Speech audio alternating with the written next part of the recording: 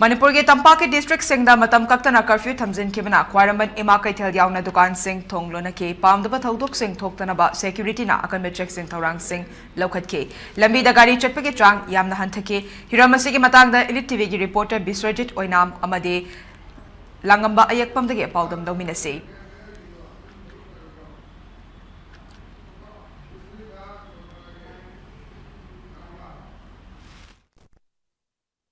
Hajik lejere mohom si Imphal West ki manung chanba khoi Uripo hai mohom lungtani asing moksu khoi ki hau ki ba tarik tara hai bulu mi asida khoi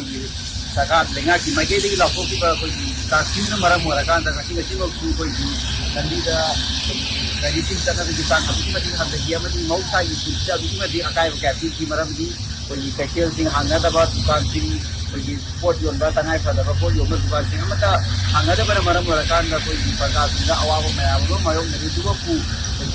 farmer sing ana le yi wa ba khoi farmer sing dio dio tu hang ko ko phang dia tu ba ahian ba khoi ki ko sei kum ba hang wa ko ba edi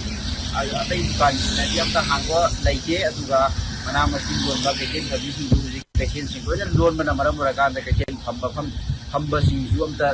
karak na u hi de adu hai di ba curfew asi kayam sangna topi da ke amadi praja sing da kadai bok awaba se mayong na hangi da ke hai di wahang na praja nyam di wahang ko isna lai yum si matang da video da ni